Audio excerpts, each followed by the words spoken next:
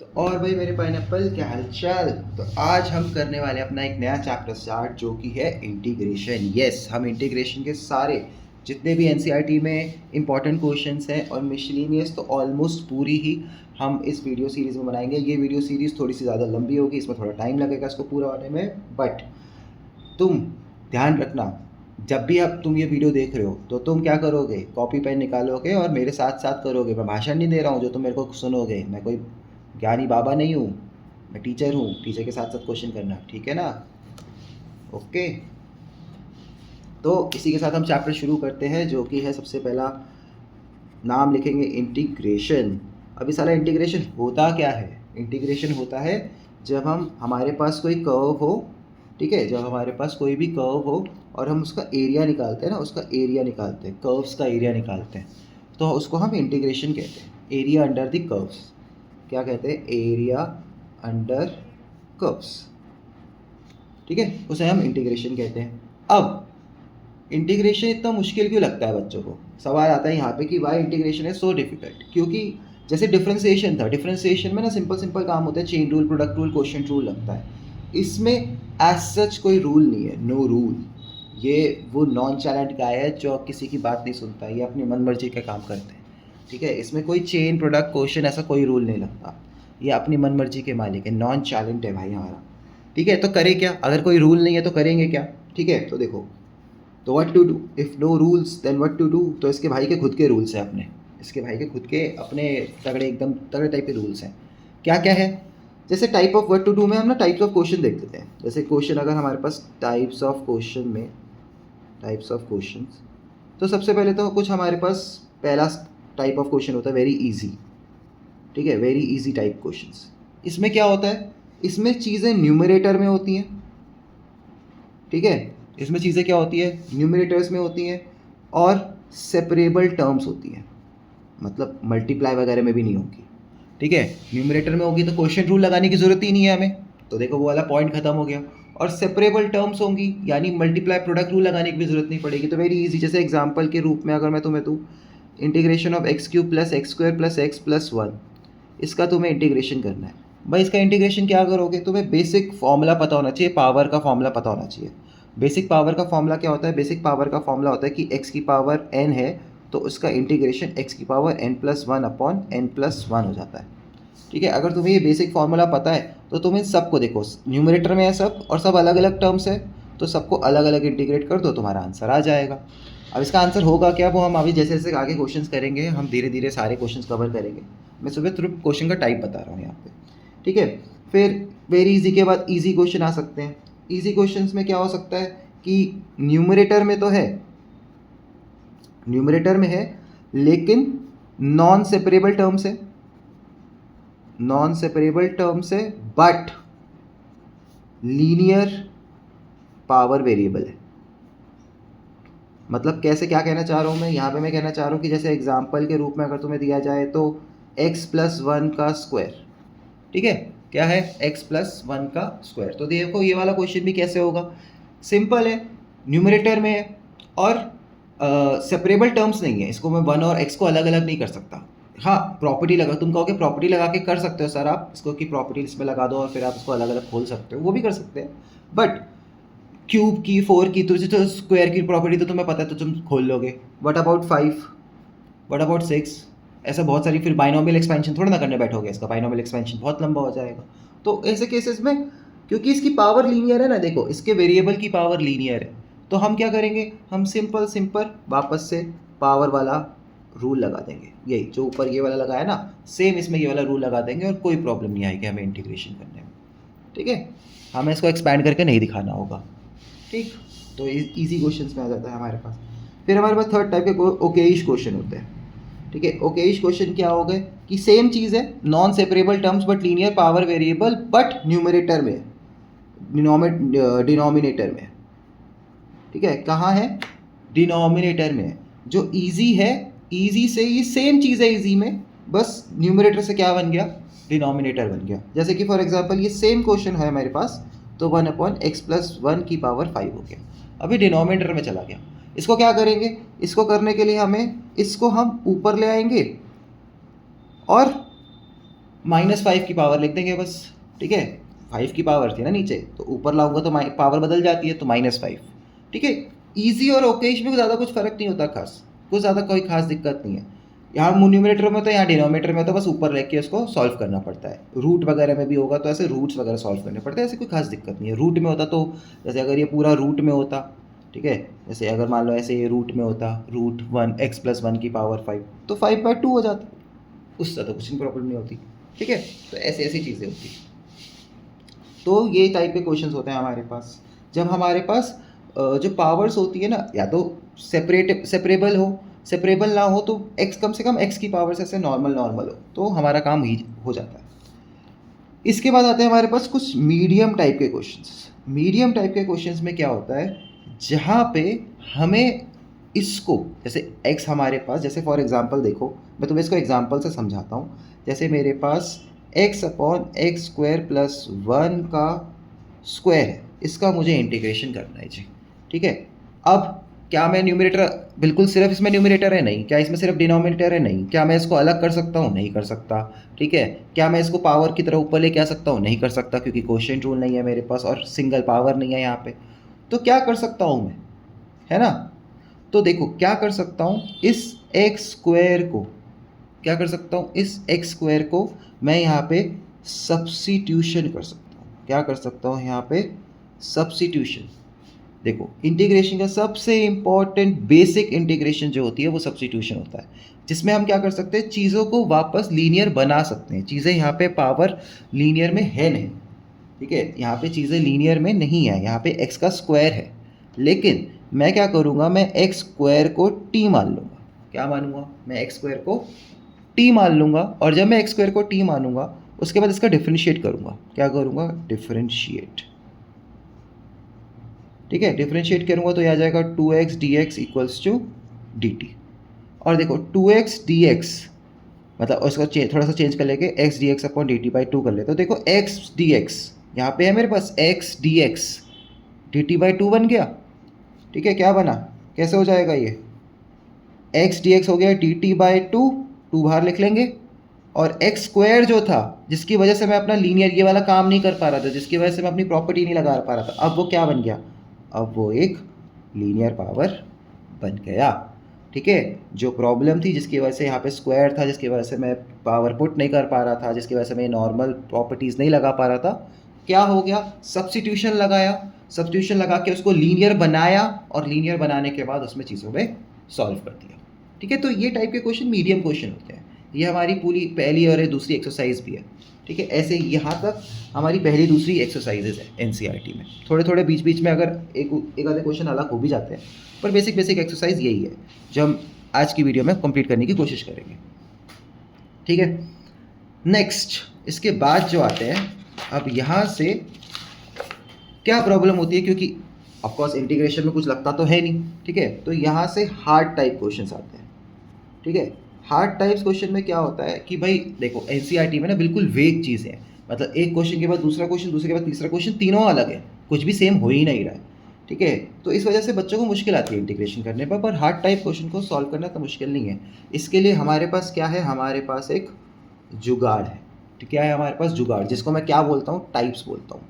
तो मैंने क्या किया है, मैंने पूरी एनसीईआरटी के जितने भी क्वेश्चन हैं, मैक्सिमम क्वेश्चन को ट्राई किया है कि मैं उनको कुछ टाइप्स में डिवाइड कर दूँ, ठीक है। टाइप 1, टाइप 2, टाइप 3, टाइप 4 ऐसे टाइप्स में डिवाइड कर दूँ, जिसको देख के तुम्हें समझ आ जाए कि अरे अच्छा ये टाइप है, मुझे इसमें ये वाली प्रॉपर्टी, ये वाली आइडेंटिटी लगानी है, और इससे मेरा क्वेश्चन सॉल्व हो जाएगा, ठीक है। तो मैंने पूरी एनसीईआरटी को टाइप्स में डिवाइड कर दिया है। तो जैसे हम सब्स्टिट्यूशन की वीडियो बनाने के बाद हम टाइप्स वाली वीडियोस बनाना शुरू करेंगे, और मैं क्या करूँगा ना, एनसीईआरटी में उस टाइप से रिलेटेड जितने भी क्वेश्चन है वो सारे क्वेश्चन तुम्हें टाइप की शुरुआत में लिखवा दूंगा कि ये क्वेश्चन इस टाइप का है, ठीक है। इससे तुम्हें क्वेश्चन करने में आसानी हो जाएगी, तुम्हें क्वेश्चन पहचानने में आसानी हो जाएगी। जब तुम्हें पहले तुम क्वेश्चन पहचान पाओगे कि अच्छा इस क्वेश्चन में टाइप 1 लग रहा है, अच्छा इस क्वेश्चन में टाइप 2 लग रहा है, उसके बाद तुम क्वेश्चंस के जो मेन काम करना होगा, हर टाइप में कुछ कुछ मेन काम है, एक स्टेप है कि ये स्टेप लगाना है, ये प्रॉपर्टी चेंज करनी है, ठीक है, ये एल्जेब्रिक प्रॉपर्टी लगानी है, ट्रिग्नोमेट्रिक प्रॉपर्टी लगानी है, ऐसा सब में कुछ ना सब में टाइप है कुछ कुछ,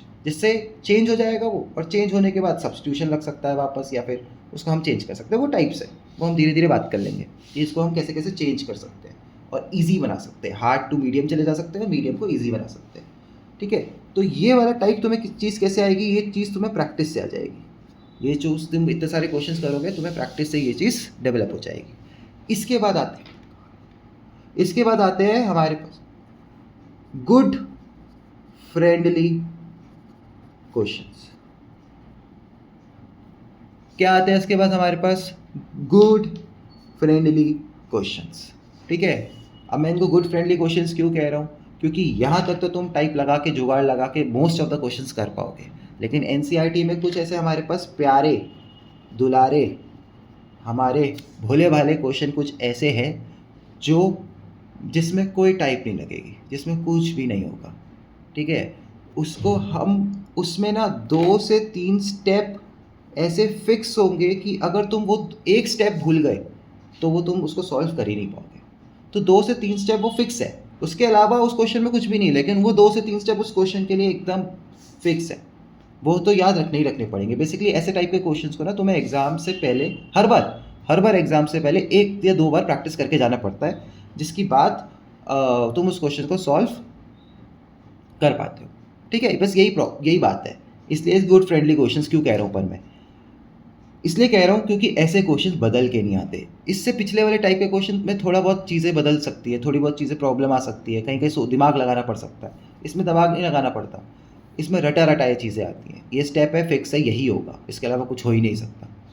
ठीक है, और इसलिए ऐसे कुछ एनसीईआरटी में कुछ 10 क्वेश्चन होंगे, वो 10 क्वेश्चन को तुम्हें एग्जैक्टली तुम बहुत बार उसको याद ही कर लोगे, रट्टा लगा लोगे, प्रैक्टिस कर लोगे, समझ लोगे, और उसके बाद वो तुम्हारे क्वेश्चन वो सेम क्वेश्चन उठ के पेपर में आएगा और तुम उसका आंसर कर पाओगे। ठीक है, ये बात है। तो ऐसे हमारे पास कुछ गुड फ्रेंडली क्वेश्चंस भी है। ठीक, चलो जी, अब हम शुरू करते हैं, एक्सरसाइजेज शुरू करते हैं हमारी। तो सबसे पहले 9.1 पे चलते हैं और फटाफट 9.1 के सारे इंपॉर्टेंट क्वेश्चंस पूरे कर लेते हैं। आई होप तुम्हें चैप्टर की इंट्रोडक्शन समझ आई होगी। तो 9.1 शुरू करते हैं और क्वेश्चंस करना शुरू करते हैं। ठीक है, तो चलो एक्सरसाइज 9.1। अच्छा, इसके जितने भी फॉर्मूलाज हैं वो तुम अपनी एनसीईआरटी से देख लेना, ये गूगल से डाउनलोड कर लेना। ठीक है, फॉर्मूलाज तुम वहाँ से देख लोगे, हो जाएगा। तो सबसे पहले क्वेश्चन कह रहा है find the anti derivative. Anti derivative का मतलब होता है इंटीग्रेशन करना। ठीक है, तो जैसे अगर पहला क्वेश्चन देखा जाए, क्या कह रहा है, sin 2x का इंटीग्रेशन करना है हमें। देखो ये चीज़ तुम्हें अपनी तरफ से लगानी होगी, अगर क्वेश्चन में नहीं लगाई हो तो। sin 2x का dx का इंटीग्रेशन, देखो साइन है, साइन का क्या होता है इंटीग्रेशन, साइन का इंटीग्रेशन कॉस होता है। साइन का इंटीग्रेशन क्या होता है, साइन का इंटीग्रेशन कॉस होता है। ठीक है, माइनस में साइन का इंटीग्रेशन क्या होता है, कॉस होता है माइनस में। तो हम क्या करेंगे, हमारे पास आया इसका इंटीग्रेशन होगा cos 2x। ठीक है, माइनस में साइन का इंटीग्रेशन ही होता है, साइन का इंटीग्रेशन होता है माइनस कॉस। ठीक है, अब लेकिन x के आगे एक नंबर है, क्या है, x के आगे एक नंबर है। तो तुम क्या करोगे, जैसे याद है डेरिवेटिव में हम क्या करते थे, डेरिवेटिव में x के आगे कोई नंबर होता था तो उसको मल्टीप्लाई कर देते थे। वैसे यहाँ पे अब इंटीग्रेशन उससे उल्टा होता है, तो x के आगे जो नंबर है वो नीचे 2 में चला जाएगा। और एक प्लस सी लिखना ज़रूरी होता है। प्लस सी लिखना ज़रूरी क्यों होता है, क्योंकि जब हम सी का, देखो प्लस सी लिखना इसलिए ज़रूरी होता है कि अगर तुम्हारे पास ये क्वेश्चन है और तुम इसका जब डेरिवेटिव करो ना, तो हमारे पास सेम ये वाला आंसर बन जाना चाहिए, sin 2x बन जाना चाहिए। इसलिए अब इसको एंटी डेरिवेटिव भी बोल रहे हैं कि मान लो अगर जैसे तुम्हारे पास y equals to minus cos 2x upon 2 plus c, जहाँ पे c कोई एक कॉन्स्टेंट है। ठीक है, और तुम्हें डिफ्रेंसिएशन तो आता ही होगा अब तक। इसका डिफ्रेंसिएशन करोगे तो क्या लिखोगे, देखो dy/dx लिखते, तुम क्या करते, -1/2, तो ऐसा का ऐसा रह जाता। cos x का डिफ्रेंसिएशन क्या होता है, माइनस साइन एक्स होता है, तो माइनस साइन 2x, और चेन रूल के अकॉर्डिंगली cos 2x का साइन 2x हुआ, और 2x का क्या करते, 2 भी करते, है ना, 2 मल्टीप्लाई होता है। तो देखो माइनस से माइनस कटता, 2 से 2 कटता, और ये c का 0 हो जाता। तो सेम आंसर तुम्हारे पास क्या आ जाता, वही sin 2x आ जाता। इस वजह से, क्योंकि इस वजह से इसको हम एंटी डेरिवेटिव बोल रहे हैं कि sin 2x का इंटीग्रेशन करोगे तो ये आएगा, और उसका जब डिफ्रेंसिएशन करोगे तो वापस यही आ जाएगा। देखो वहाँ पे c 0 हो जा रहा है, इसलिए हमें एक c लिखना यहाँ पे ज़रूरी होता है। ठीक है, क्योंकि डिफ्रेंसिएशन करते हुए कांस्टेंट टर्म्स गायब हो जाते हैं, तो क्या पता हमारी इंटीग्रेशन वाली टर्म में कांस्टेंट हो। ठीक, और जैसे यहाँ पे हमने इसमें मल्टीप्लाई किया था, लेकिन यहाँ पे हम इसमें x के आगे जो भी नंबर होगा उसको डिवाइड कर देंगे। ठीक है, ठीक है, समझ आया। चलो नेक्स्ट क्वेश्चन देखते हैं फटाफट। इस एक्सरसाइज को जल्दी से पूरा करेंगे तो नेक्स्ट क्वेश्चन आसान है, आराम से हो जाएगा। क्वेश्चन नंबर 4 देख लेते हैं, थोड़ा सा अच्छा सा दिख रहा है। ए एक्स प्लस बी का स्क्वायर का डी एक्स। देखो यहाँ पे कौन सा है, ये इजी वाला वो है ना, इजी वाला न्यूमरेटर में है और पावर है, कोई दिक्कत नहीं है। टर्म सेपरेट नहीं हो सकती तो कभी कोई दिक्कत नहीं है, क्योंकि चीज़ें न्यूमरेटर में है और जो एक्स है वो एक की पावर है। तो इसका इंटीग्रेशन क्या हो जाएगा, ए एक्स प्लस बी की पावर 3/3 प्लस सी। ठीक है, सही है, गलत है। x के आगे a बोला तो x के आगे कुछ भी होगा तो वो डिवाइड होता है, तो यहाँ पे एक a और आएगा। ठीक, अब ये सही हो जाएगा। ओके, चलो नेक्स्ट क्वेश्चन, क्वेश्चन नंबर 5 देख लो। क्वेश्चन नंबर 5 में साइन 2x माइनस 4e2x, इसका है हमारे पास इंटीग्रेशन। देखो इसमें क्या है, सब चीज़ें न्यूमरेटर में है, वेरी इजी क्वेश्चन है, सब चीज़ें न्यूमरेटर में और अलग अलग लिख सकते हैं। तो साइन 2x का इंटीग्रेशन माइनस 4e2x का इंटीग्रेशन। साइन 2x का क्या होता है, माइनस कॉस 2x/2, और इसका क्या होगा, -4 कांस्टेंट है, बाहर आ गया, e2x का e2x प्लस सी। क्या सही है आंसर? नहीं बच्चों, अभी भी मेरे पाइनएप्पल, ठीक है ध्यान से देखो, ये अभी भी x के आगे 2 है ना, तो एक 2 आएगा नीचे और फिर 2 से 2 कट के फिर आंसर सही होगा। ठीक है जी, ओके। तो ऐसे ऐसे क्वेश्चंस होते हैं इसमें।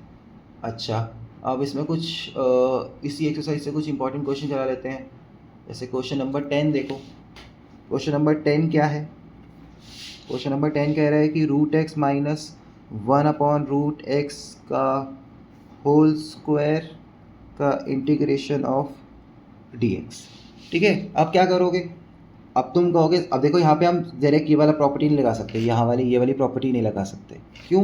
क्योंकि यहाँ पे √x है, यहाँ पे x की पावर 1 नहीं है। तो हमें क्या करना पड़ेगा, पहले हमें इसमें a माइनस बी का होल स्क्वायर लगाना पड़ेगा। ठीक है, तो इससे क्या हो जाएगा, ये x माइनस 1/x है ना, √x का स्क्वायर x होता है, 1/√x का स्क्वायर 1/x होता है, प्लस में sorry -2 into √x into √x, मैं ऐसे लिख ही देता हूँ आइडेंटिटी। ठीक, तो मेरे पास ये क्या बन जाएगा, x प्लस 1/x माइनस 2, ये बना। अब देखो सारी पावर 1 हो गई और इंटीग्रेशन। अच्छा, एक चीज़ इस वाले ऐसे वाले पार्ट में ध्यान रखना कि 1/x का जो इंटीग्रेशन होता है वो log x होता है। ठीक है, तुम इसमें ये नहीं कर सकते कि 1/x को ऐसे x की पावर -1 लिखो। ठीक है, x की पावर -1 लिखो, क्योंकि x की पावर -1 लिखोगे +1 करोगे तो क्या आ जाएगा, देखो 0 आ जाएगा, x की पावर 0/0 आ जाएगा। तो ये क्या हो जाएगा, ये नॉट डिफाइंड हो जाता है। क्या हो जाता है जी, नॉट डिफाइंड। इस वजह से 1/x को हम log x लिखते हैं, और बाकी का तो तुम्हें आता ही है, x² plus log x minus 2x plus c. ठीक है, इतनी चीज़ क्लियर हुई, यहाँ तक कोई दिक्कत परेशानी तो नहीं होनी चाहिए मेरे हिसाब से तो। ठीक है, कोई भी हो तो कमेंट सेक्शन में बता देना, मैं तुम्हें इसको सॉल्व करवा दूंगा। अच्छा जी, नेक्स्ट देखो, नेक्स्ट क्वेश्चन नंबर 13 है। क्वेश्चन नंबर 13 कैसे होगा, क्या दे रखा है, x का क्यूब माइनस x का square plus x minus 1/x minus 1 dx। अब तुम कहोगे ना सर, ये तो डिनोमिनेटर में भी चीज़ें हैं और न्यूमरेटर में भी चीज़ें हैं और अलग अलग भी नहीं कर पा रहे हैं हम, तो थोड़ी सी प्रॉब्लम हो जाएगी। देखो अब इसमें क्या लगा सकते हैं, ये इसमें हम क्या कर सकते हैं, देखो x² कॉमन निकाल सकते हैं, ये अभी भी ओकेश क्वेश्चन ही है।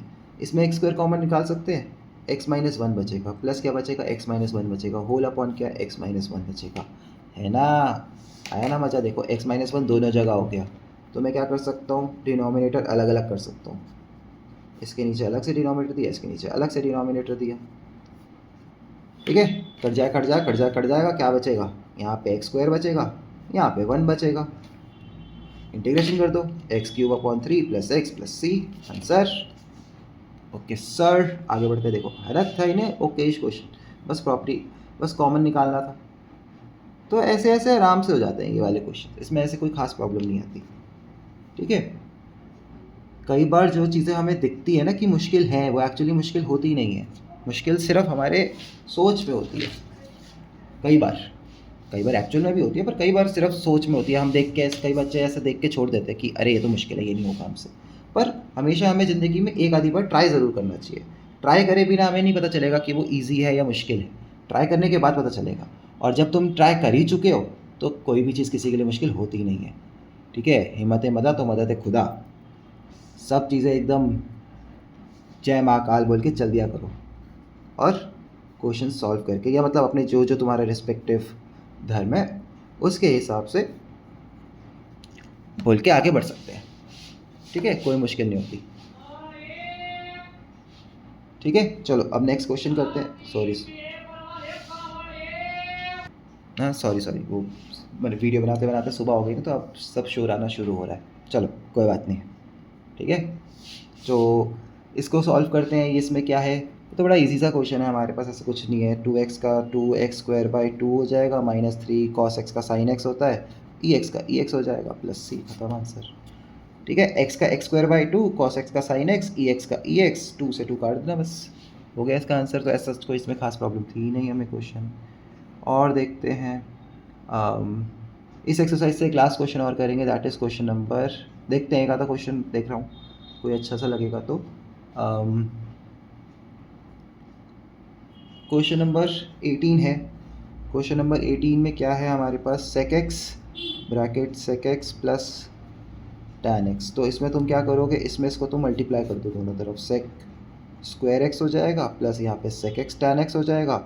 इसका इंटीग्रेशन अब तुम्हारे पास नॉर्मल तुम्हें पता होता है, sec² x का tan x होता है और sec x tan x का sec x होता है।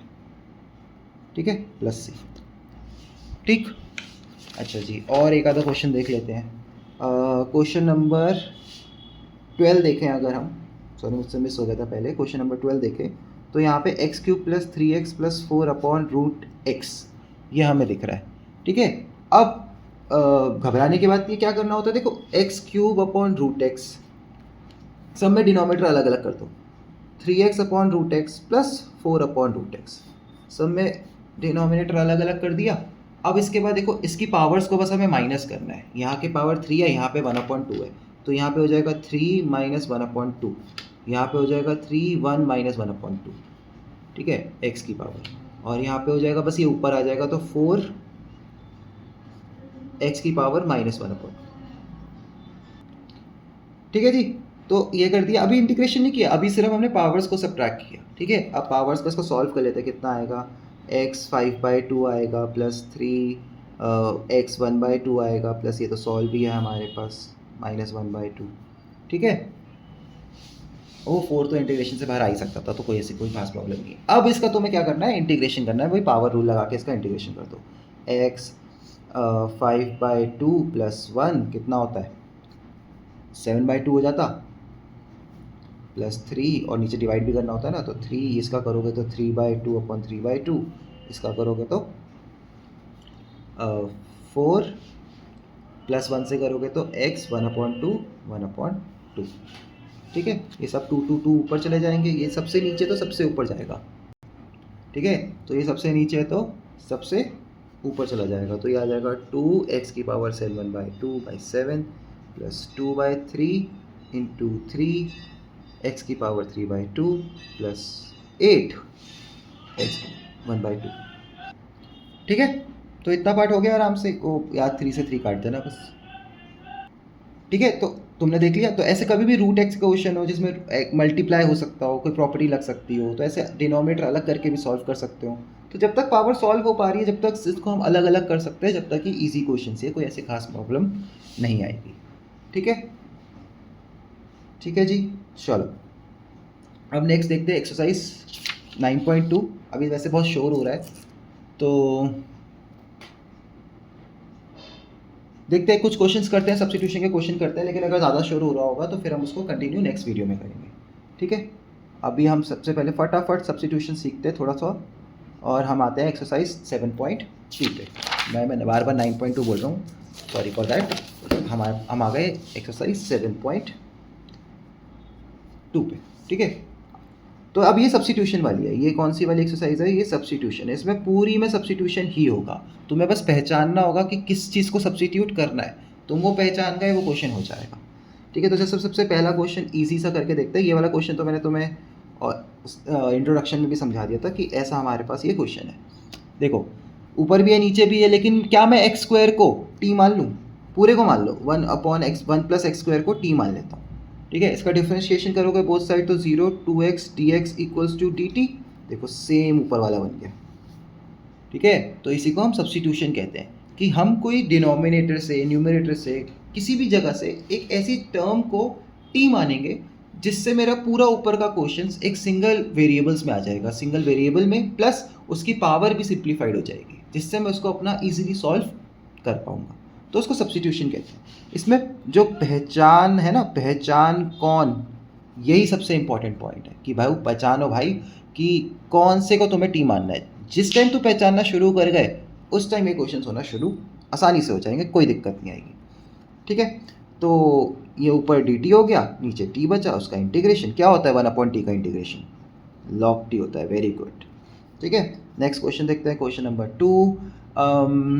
log x वाले अगला वाला ही करा देते हैं, log x/x। मैं तुम्हें क्या करूँगा ना, मैं तुम्हें ज़्यादातर क्वेश्चन के सिर्फ ये बता देता हूँ t किसको मानना है फिलहाल। तो log x/x का स्क्वायर है ये, मतलब उसका स्क्वायर है, तो इसमें log x को t मानो। देखो log x को t मानोगे क्या हो जाएगा, 1/x dx equals to dt।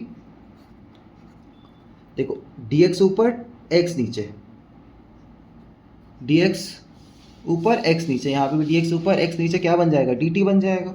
और log x को तुमने t माने तो t का स्क्वायर अपॉन t का स्क्वायर dt, नीचे कुछ भी अपॉन में नहीं बचेगा। तो इसका सिंपल पावर में आंसर आ जाएगा t का क्यूब अपॉन 3 प्लस c। और लास्ट में हमेशा एक गलती मत करना, बड़ी इंपॉर्टेंट पॉइंट, जब भी t आया तो उसको वापस log x ज़रूर लिखना, ठीक है। जो उसको तुमने t माना था उसको वापस से जो था वो उसको ज़रूर करके लिखना, ठीक है, नहीं तो मैम नंबर काट लेगी आधे, ठीक है बेटा। तो चलो आगे बढ़ते हैं। नेक्स्ट क्वेश्चन है हमारे पास, क्वेश्चन नंबर 3 में मैं तुम्हें हिंट दे दूंगा बस इसका। 1/x plus x log x है हमारे पास। तो इसमें क्या करेंगे, देखो डिनोमिनेटर से x कॉमन निकाल लेंगे, डिनोमिनेटर से x कॉमन निकाल लेंगे, 1/x log x बचेगा, ठीक है।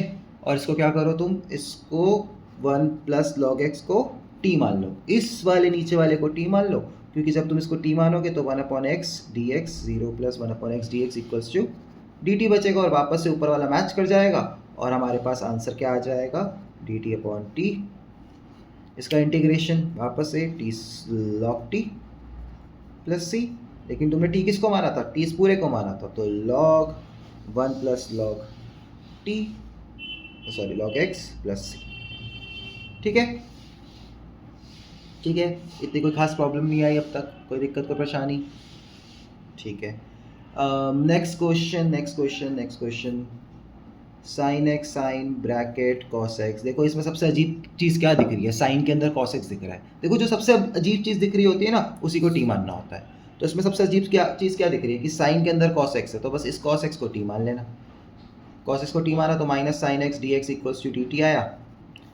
अब माइनस की प्रॉब्लम आ रही है, देखो ऊपर वाले क्वेश्चन में हमारे पास साइन एक्स है और डी एक्स तो है ही, लेकिन किसकी प्रॉब्लम आ रही है, माइनस की आ रही है। कोई बात नहीं, ये साइन एक्स डी एक्स को यहीं छोड़ दो और डी टी की तरफ माइनस भेज दो, ठीक है। साइन एक्स डी एक्स को यहीं छोड़ के माइनस डी टी की तरफ भेज दो और उसको चेंज कर दो, तो ये मेरे पास हो जाएगा साइन। देखो क्योंकि हमने साइन को चेंज नहीं करा था, कॉस साइन के अंदर जो कॉस था उसको चेंज किया, तो साइन टी डी टी और एक बार माइनस लगा दो, सिंपल। साइन टी का इंटीग्रेशन क्या होता है, साइन टी का माइनस कॉस टी होता है प्लस सी, माइनस से माइनस कटा, कॉस टी प्लस सी, टी की वैल्यू पुट कर दो, कॉस कॉस एक्स आंसर हो जाएगा। आंसर कुछ भी आ सकता है, आंसर को ये मतलब नहीं है कि आंसर में कोई लॉजिक होगा, कोई लॉजिक नहीं होता इनमें, आता ज़्यादा आंसर में आंसर कुछ भी हो सकता है, ठीक है। चलो नेक्स्ट देखते हैं हमारे पास नेक्स्ट क्वेश्चन। अच्छा सर फिफ्थ वाला क्वेश्चन करा के दिखाता हूँ तुम्हें। एक्चुअली ना इंटीग्रेशन करने में मुझे बड़ा मज़ा आता है, तो इसलिए मैं फटाफट, क्योंकि हर क्वेश्चन में कुछ ना कुछ नया हो रहा है, हर क्वेश्चन में कुछ ना कुछ बढ़िया चीज़ हो जाती होती है। तो अब इसमें क्या है, इसमें यह हमारे पास ये है, तो तुम एक काम करो, तुम इसको भी मान सकते थे टी, इसको भी मान सकते थे टी, मतलब पूरे को, sign a x plus b को भी टी मान सकते थे, cos a x plus b को भी टी मान सकते हैं, ऐसे कोई खास प्रॉब्लम नहीं आएगी इसमें।